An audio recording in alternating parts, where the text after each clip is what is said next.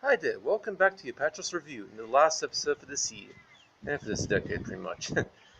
Now, in case you're wondering, this isn't the regular review. I've already finished those off with the 25th episode I've done, which was the previous episode, and there might be a little bit of wind shear during this episode because I'm recording this outside in Bonnyrigg in the Fairfield area in New South Wales and Sydney in Australia. Anyway, this is a first of a series of special episodes I will make every time I reach 25 reviews on the regular series episodes. So basically, every 25 episodes, I'll do one of these. Now, this parallel series of episodes, and this is called the D Spectrum. And this particular episode is episode 1, the 25th episode marker. Now, like I said, this series of episodes basically means for me to recount the very worst films I've covered on the show. But not just the very worst ones included. I'll basically cover any film that I've given a grade that lies on the D spectrum of my grading system. In other words, films that are given over a D plus, which is a 3 out of 10, meaning they are lesser than average but still have something to offer. A D, which is a 2 out of 10, which means that they're bad but not terrible. And the dreaded D minus, which is a 1 out of 10, which means that they're worthless or pathetic, depending on how you see things. And these are arranged in the order that I originally reviewed them. I have a special list that I keep track of these films. It makes the whole thing much easier to handle given my workload, instead of doing episodes and listing the best and worst films I've ever done. I'm doing this series to keep each episode original and different. To preserve the runtime, I will limit it to the most recent 10 episodes up to that point, but if I exceed that limit, say if I did like 13 D Spectrum reviews, then I'll divide the thing into two parts depending on how far I went over the limit. I hope that explains how this thing's supposed to work. Oh, and by the way, unlike the normal episodes, these specials will not be counted as part of the episode count, either season or total, but by a special marker consisting of D, S, E, and a number. So let's get started, shall we? Alright, now I only have 8 films to do in this episode, probably because I only 8 films on D spectrum. So let's start countdown to number 8, Blood Rain. Directed by Uwe Boll in the year 2005. This was covered in episode 1. I gave this film a grade D, which is a 2 out of 10, meaning it's poor. This was the third installment of Uwe Boll's infamous unholy trilogy of subpar video game adaptations that cemented his reputation during the 2000s as the world's worst director, although I don't agree with that distinction. Boll, who got his funding during his film career in a very clever way, which I'll cover in the future, specialized in making B-grade but very slick-looking video game adaptation films that were always being trashed by the video game fanboys over his lack of sticking to the great game's canon. That said, despite the trashiness of the exercise, there was always something to behold in these things, with the exception of Postal, which was a really shitty film, which I'm not going to cover that one. Anyway, for Blood Rain, this was in the bad casting and seemingly random nature of the way things played out on the screen.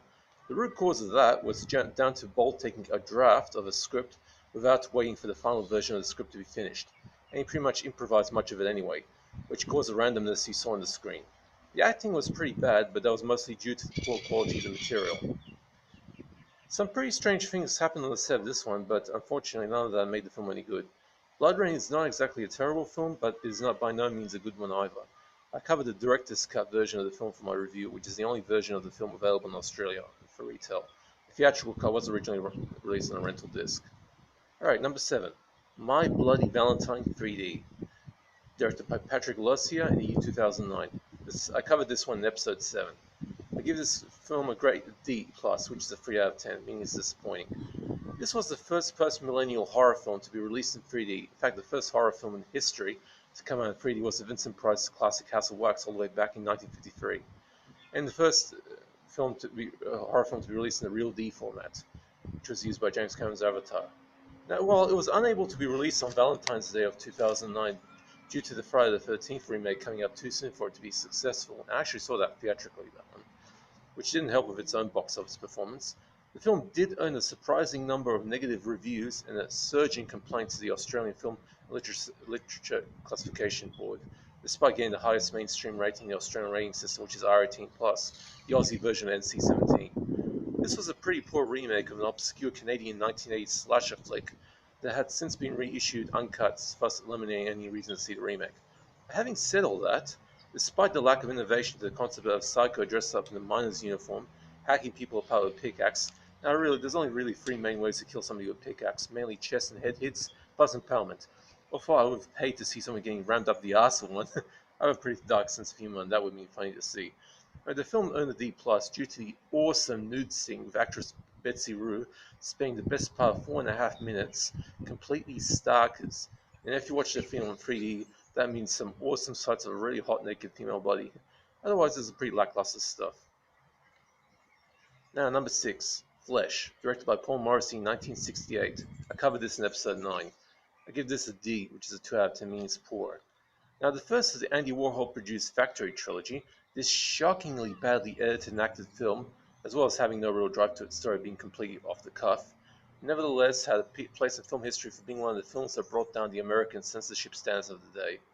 Other than that, this had nothing to offer viewers but for the constant sight of Joe D'Alessandro being naked and the implications of LGBT activity, to put it mildly.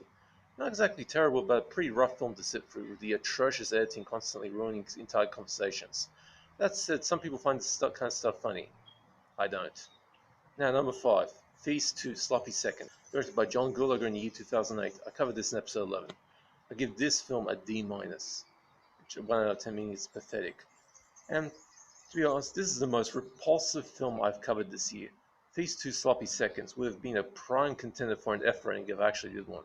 But I don't, so this abominable piece of direct-to-video shit stays comfortably at D-. This was the first of 2 sequels to the cult classic Feast, so far the best of the Project Greenlight reality show features, and a hectic throwback to the monster flicks of the 1980s. But whereas the original film was surprisingly good, this sequel was surprisingly bad. The whole thing had no plot, revolving around the attempts of a group of survivors of a monster attack on a small town to escape the hellhole, despite being a bunch of idiots. That was about it, and the mostly digital effects turned the film into a bad joke. The whole thing gives the impression that the filmmakers didn't really care about the franchise they were trashing. Oh, and the worst part of this cinematic hemorrhoid is that a baby gets brutally killed by the monsters. Steaming pile of shit, to be certain. That leads us to number 4, Feast 3, The Happy Finish. Same director, 2009. I covered that one in episode 12. Now, Feast 3 I actually gave a D, which is a 2 out of 10, meaning it's poor.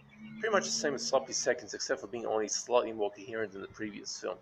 The only reason this third film exists is because the filmmakers originally wanted to make one film, but there was too much footage and they couldn't edit the thing any tighter without going to full incoherence territory, so they padded up the remaining footage and turned it into a third film. Even that doesn't stop the film from only clocking out just over 76 minutes in PAL format, which makes sense in the business way of looking at things. At least the whole thing is over. Now, number 3, Trash. Directed by Paul Morrissey in the year 1970. I covered this one in episode 14. I give this film a D+, 3 out of 10. The second in the Factory trilogy, this surprisingly honest look at the pathetic lives of drug addicts is only a slightly more professional production than Flesh, but is by no means a smoother ride. As somebody who has never used drugs in their life, and also has a very strict anti-drug ethic, I found the film to be very educational. If you know anyone who is thinking of trying out drugs, show them this film and they'll swear off the stuff faster than anticipated. Other than that, this film lacks narrative coherence. The DVD of Trash, interestingly enough, has a pretty good documentary called Factory Days that needs to be seen for anyone who wants to see what life was like in the Andy Warhol factory in the late 1960s. And now, Flesh, Trash, and the third film of the trilogy, Heat, they were all released in Australia through the Cinema Cult range from Shock Entertainment. Anyway, number 2, Hyenas, directed by Eric Weston in 2011. I covered this one in episode 15. I give this film a D-. Now, the second film I've so far given a D- rating to this year, this cheap B-horror from Evil Speak director Eric Weston, is pretty lousy, to the point that you wonder why Weston hasn't learned anything from making films in the 1980s.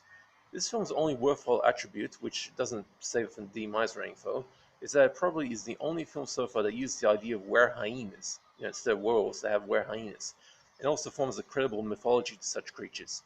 Of course, the nudity in the film had to be obscured due to the unique biology of female hyenas.